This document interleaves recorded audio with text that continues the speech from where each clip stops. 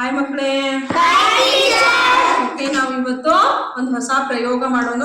ಆ ಪ್ರಯೋಗದ ವಿಷಯ ಏನಪ್ಪಾ ಅಂತಂದ್ರೆ ವಸ್ತುಗಳ ಗಾತ್ರ ಶಾಖದಿಂದ ಉಷ್ಣತೆಯಿಂದ ಹೇಗಿತೈತಿ, ದೊಡ್ಡದಾಗ್ತೈತಿ ಅನ್ನೋದೇ ಇವತ್ತಿನ ಒಂದು ಪ್ರಯೋಗದ ವಿಷಯ.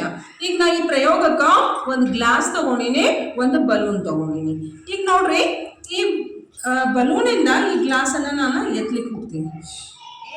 ಈಗ ಇದು ಸರಿ ಬಂತೇನೆ ಮ್ಯಾಲೆ? ಮ್ಯಾಲೆ ಬಂತು? ಬರಲಿಲ್ಲ. ಈಗ ಒಂದು ಮ್ಯಾಜಿಕ್ ಮಾಡ್ತೀನಿ ನಾನು. ಈ ಬಲೂನಿನಿಂದ ಈ ಗ್ಲಾಸ್ ಅನ್ನ ನಾನು ಎತ್ತಿ ನಿಮ್ಗೆ ತೋರಿಸ್ತೀನಿ, ಗೊತ್ತಾಯ್ತಾ? ಅದಕ್ಕೆ ಏನ್ ಮಾಡ್ಬೇಕಂತಂದ್ರೆ, ಒಂದು ಮ್ಯಾಚ್ ಬಾಕ್ಸ್ ತಗೊಂಡಿನಿ, ಕಡ್ಡಿಪುಟ್ನ, ಒಂದು ಹಾಳಿ ತಗೊಂಡಿನಿ, ವೇಸ್ಟ್ ಪೇಪರ್ ತಗೊಂಡಿನಿ. ಮತ್ತು ನಾ ಮಾಡಿದಾಗ ನೀವು ಮನೆಯೊಳಗೆ ಮಾಡಕ್ಕೆ ಹೋಗ್ಬೇಡ್ರಿ, ಕೈಗೆ ಸುತ್ಕೊಂಡು ಇಟ್ಕೊಂಡಿರಿ. ನೀವಿನ್ನೂ ಸಣ್ಣವ್ರದಿರಿ, ಗೊತ್ತಾಯ್ತಾ?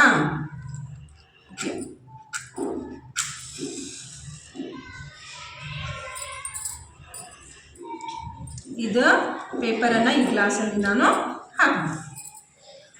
ಈಗ ಅದು ಪೂರ್ತಿ ಹುರಿದು ಹೋಗಬೇಕು, ಅಷ್ಟರ ಮಟ್ಟ ನಾವು ವೇಟ್ ಮಾಡಬೇಕು. Okay, wait wait wait wait wait ಇದು ಪೂರ್ತಿಯಾಗಿ ಹುರಿದು ಹೋಗಬೇಕು.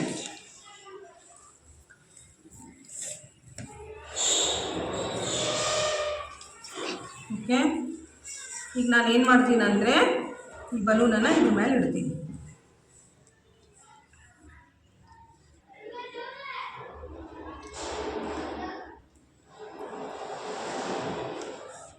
ಈಗ ನೋಡ್ರಿ, ಒಂದು ಮ್ಯಾಜಿಕ್ ಆಗತ್ತಾ? ಎಸ್, ಇವಾಗ ನೋಡ್ರಿ ಬಂದೌದಿಲ್ಲ? ಖುಷಿ ಆಯ್ತಾ? ಇದೇ ಬಲೂನಿನಿಂದ ನಾವು ಆಗ ಈ ಗ್ಲಾಸನ್ನು ಎತ್ತಲಿಕ್ಕೆ ಪ್ರಯತ್ನ ಮಾಡಿದ್ವಿ, ಆಗಲಿಲ್ಲ. ಈಗ ನೋಡ್ರಿ ಹೆಂಗ್ ಬಂತು. ಇದೇ ಗ್ಲಾಸನ್ನು ಎತ್ತಿನ ಹೌದಿಲ್ಲ, ನಾನು ಅದೇ ಬಲೂನಿನಿಂದ, ನಾನು ಏನೂ ಮಾಡಿಲ್ಲ, ಅದೇ ಬಲೂನು ಅದೇ ಗ್ಲಾಸ್, ಹೌದಿಲ್ಲ? ನೋಡ್ರಿ ಮ್ಯಾಲೆ ಬಂತ, ಹೌದಿಲ್ಲ? ಯಾಕೆ ಹಿಂಗಾಯ್ತು ಗೊತ್ತೈತೆ ನಿಮ್ಗೆ? ಆ ಹಾಳೆ ಊರಿಗೆ ಹೋಗಿದ್ದಕ್ಕೆ ಹಂಗಾಗೈತಿ.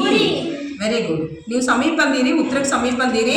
ನೋಡ್ರಿ, ವಸ್ತುಗಳ ಗಾತ್ರ ಶಾಖದಿಂದ ಉಷ್ಣತೆಯಿಂದ ಹಿಗ್ಗತೈತಿ ಅಂತ ಹೇಳಿದೆ. ನಿಮಗೆ ಮುಂದೆ ಗೊತ್ತಾಗ್ತೈತಿ, ನಿಮ್ಗೆ ಉಷ್ಣತೆ ಪರಿಣಾಮಗಳಂತ ಒಂದು ಪಾಠ ಬರ್ತೈತಿ, ಅದ್ರೊಳಗೆ ಗೊತ್ತಾಗ್ತೈತಿ. ನೋಡ್ರಿ, ಈ ಬಲೂನ್ ಏನಾಯ್ತಂದ್ರೆ, ಈ ಗ್ಲಾಸಲ್ಲಿ ಇರ್ತಕ್ಕಂಥ ಉಷ್ಣತೆಯಿಂದ, ಶಾಖದಿಂದ, ಬಿಸಿಯಿಂದ ಇದು ಹಿಗ್ಗುತ್ತಿದೆ ರಬ್ಬರ್. ಈ ಬಲೂನಿನ ರಬ್ಬರ್ ಏನಾಯ್ತು, ದೊಡ್ಡದಾಯ್ತು, ಹಿಗ್ಗಿತು.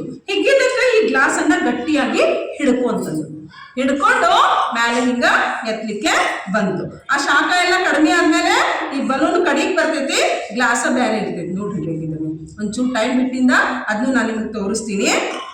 ಈಗ ಈ ಪ್ರಯೋಗದಿಂದ ನಮಗೆ ಏನ್ ಗೊತ್ತಾತಂದ್ರೆ, ವಸ್ತುಗಳ ಗಾತ್ರ ಹಿಗ್ತೈತಿ ಅಂತ ಗೊತ್ತಾಯ್ತು ಶಾಖದಿಂದ.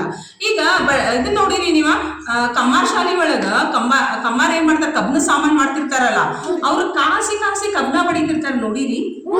ಆ ಕಾಸಿದಾಗ ಕಬ್ನ ಏನಾಕೈತಿ, ಹಿಗ್ತೈತಿ. ಅವಾಗ ಎಸ್, ಕೆಂಪಗಾಗಿ ಹಿಗ್ತೈತಿ. ಅದನ್ನ ನಾವು ಬಡ್ದು ಯಾವ ರೂಪ ಬೇಕೋ ಆ ರೂಪ ಕೊಟ್ಕೋಬಹುದು. ಕೊಡ್ಲಿ ಮಾಡ್ಬೋದು, ಹುಡುಗೋಲ್ ಮಾಡ್ಬೋದು, ಕಬ್ನದ ಸಾಮಾನು, ಬೇರೆ ಬೇರೆ ಸಾಮಾನುಗಳನ್ನ ಮಾಡ್ಬೋದು.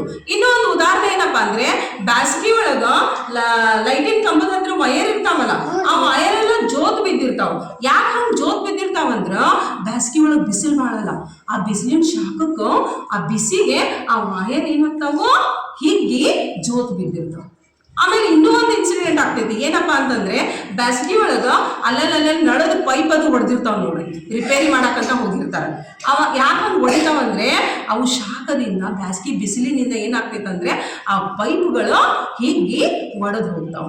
ಅದರಿಂದ ನಮಗೆ ಏನ್ ಗೊತ್ತಾಗ್ತೈತಂದ್ರೆ, ಉಷ್ಣತೆಯಿಂದ, ಬಿಸಿಯಿಂದ ವಸ್ತುಗಳು ಹಿಗ್ತಾವು, ಅವುಗಳ ಗಾತ್ರ ದೊಡ್ಡದಾಗ್ತೈತಿ ಅಂತ ಗೊತ್ತಾಗ್ತೈತಿ. ಈಗ ನೋಡ್ರಿ, ಇನ್ನೂ ಒಂದು ಮ್ಯಾಜಿಕ್.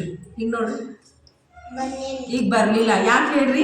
ಅದು ತಣ್ಣಗ ಆಗೈತಿ, ಇದ್ರೊಳಗಿನ ಶಾಖ ಎಲ್ಲ ಕಡಿಮೆ ಆಗೈತಿ, ಉಷ್ಣತೆ ಕಡಿಮೆ ಆಗೈತಿ. ಗೊತ್ತಾಯ್ತಾ? ಪ್ರಯೋಗ ಗೊತ್ತಾಯ್ತು ನಿಮ್ಗೆ? ಹಾಗಿದ್ರೆ ನಾ ಒಂದು ವಾಕ್ಯ ಹೇಳ್ತೀನಿ, ಅಂದ್ರೆ ಹೇಳ್ತೀರಿ? ವಸ್ತುಗಳ ಗಾತ್ರ